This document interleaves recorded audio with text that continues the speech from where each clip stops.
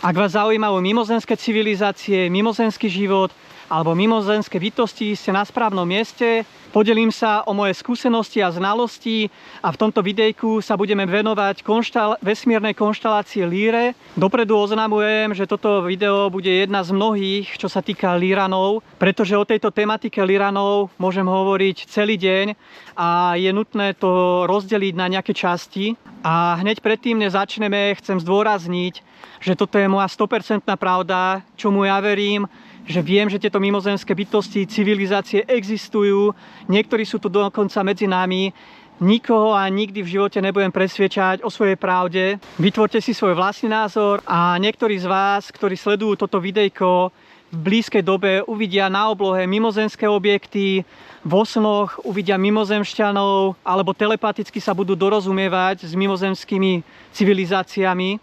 Môj odhad je do 5 rokov a treba si uvedomiť, čo bolo skryté a utajované, sa začína odhalovať a toto nie sú žiadne konšpirácie, alebo keď sú, tak sú to také isté konšpirácie, ako hovorím o chemtriáls a geoinžinierstve. Stačí sa pozrieť na oblohu a uvidíte sami. No a tieto veci, o ktorých hovorím, povedzme, tí druhí, ktorí nemajú dobré úmysly s ľuďmi, nechcú, aby ste vedeli, pretože keď väčšina ľudí zistí tieto informácie, zmení to celý pohľad a život na tejto planete a to tí druhí samozrejme nechcú dopustiť. Lenže treba si uvedomiť, že ich čas už skončil a prichádza náš čas, čas pravdy. Takže bez dlhého čakania poďme sa teraz pozrieť bližšie na Lyran Star Souls alebo Star Seeds. Ja mám radšej Star Souls, to sú hviezdne duše. Podľa duchovných učení pochádzajú zo súhvestia Líry a sú považovaní za jedny z najstarších duší vo vesmíre.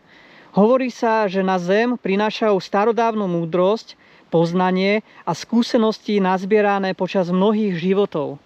Lírania sú často opisovaní ako odvážni, dobrodružní a prirodzení vodcovia, radi objavujú nové možnosti, skúšajú nové prístupy a neboja sa vykročiť tam, kam sa ostatní ešte neodvážili. Majú silného priekopníckeho ducha a často pomáhajú vytvárať nové myšlienky, nové systémy a nové spôsoby života. Ich silnou stránkou je odhodlanie a schopnosť motivovať ostatných.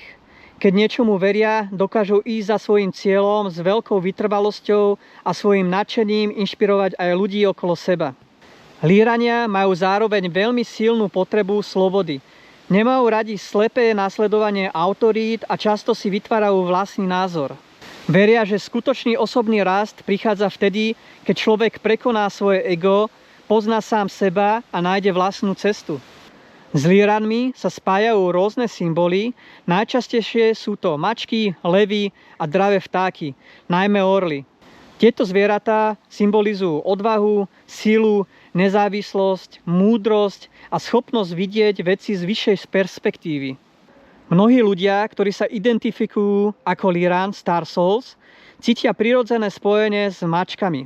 V niektorých tradíciách sa dokonca verí, že Lyrania mali pred svojimi ľudskými inkarnáciami podobu mačacích alebo levom podobných bytostí. Medzi ďalšie symboly patria kruhy, špirály a Metatronová kocka. Tieto tvary predstavujú harmóniu, tok energie a prepojenie všetkého vo vesmíre. Niektoré duchovné tradície hovoria, že Lyrania zohrali významnú úlohu v dávnej histórii ľudstva.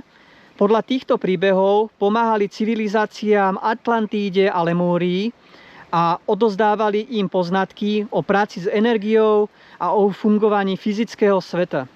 Práve preto sú často opisovaní ako bytosti, ktoré dokážu prepájať duchovné poznanie s praktickým životom. A niektorí ľudia, ktorí dokážu astrálne cestovať, vnímali vo svojich víziách Lyranov ako vysoké mačacie bytosti, vybavené veľmi pokročilou technológiou. Nosili holografické brnenie, ktoré nepôsobilo ako nič, čo poznáme na Zemi.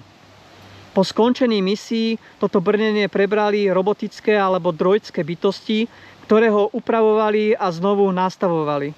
Astrálni cestovatelia v niektorých víziách videli obrovské meče dlhé viac ako 2 metre.